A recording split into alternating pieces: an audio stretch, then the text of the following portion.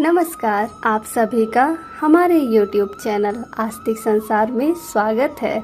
अगर ये वीडियो आपको पसंद आए तो लाइक करें और चैनल को सब्सक्राइब करें।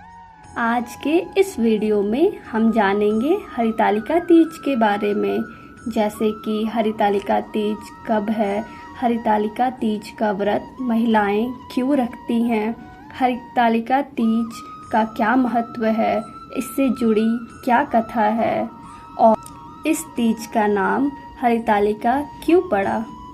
तो चलिए सबसे पहले जानते हैं कि हरितालिका तीज इस बार कब है। यह पर्व भाद्रपद की शुक्ल तृतीया तिथि यानी 30 अगस्त 2022 दिन मंगलवार को मनाई जाएगी। यह व्रत अच्छे पति की कामना के लिए एवं पति की लंबी उम्र के लिए किया जाता है।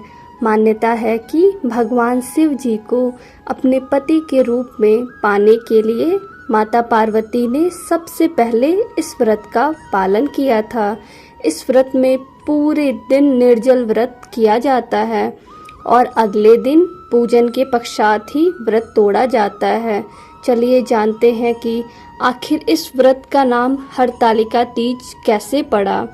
इस व्रत को हरतालिका इसलिए कहा जाता है क्योंकि पार्वती जी की सखी ने उन्हें पिता के घर से हरण कर जंगल में ले गई। देवी पार्वती ने मन ही मन में भगवान शिव को अपना पति मान लिया था और वह सदैव भगवान शिव की तपस्या में लीन रहती थी। पार्वती जी के मन की बात जानकर उनकी सखियां उन्हें लेकर जंगल में चली गईं। इस तरह सखियों द्वारा उनका हरण करने की वजह से इस व्रत का नाम हरतालिका व्रत पड़ा। चलिए अब हम हरतालिका व्रत कथा आरंभ करते हैं। यह कथा शिवजी ने माता पार्वती को सुनाई थी। शिव भगवान ने इस कथा को माँ पार्वती के पिछले जन्म को याद दिलाने के लिए सुनाया था। शिवजी ने माता पार्वती से कहा, हे गौरा, पिछले जन्म में आपने मुझे पाने के लिए बहुत छोटी उम्र में कठोर तप और घोर तपस्या की थी। आपने ना तो कुछ खाया और ना ही पिया, बस हवा और सूखे पत्ते चबाए।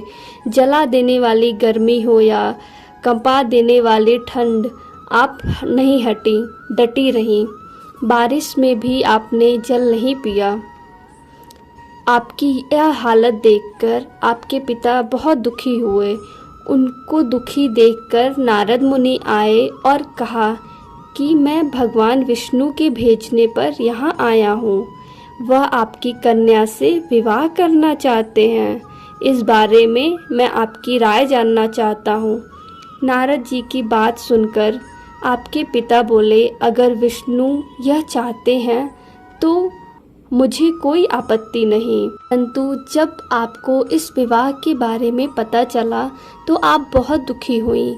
आपकी एक सहेली ने आपके दुख का कारण पूछा तो आपने कहा कि मैंने सच्चे मन से भगवान शिव का वरण किया है, किंतु मेरे पिता मेरा विवाह विष्णु जी के साथ करना चाहते हैं। मैं विचित्र धर्म संकट में हूँ। अब मेरे पास प्राण त्याग देने के अलावा कोई और उपाय नहीं बचा। आपकी सखी बहुत ही समझदार थी। उन्होंने कहा, प्राण छोड़ने का यह कारण ही क्या है? संकट के समय धैर्य से काम लेना चाहिए। मैं आपको घनघोर वन में ले चलती हूँ, जो साधना स्थल भी है और जहाँ आपके पिता आपको ढूंढ नहीं पाएंगे। मुझे पूर्ण विश्वास है कि ईश्वर अवश्य ही आपकी सहायता करेंगे। आपने ऐसा ही किया।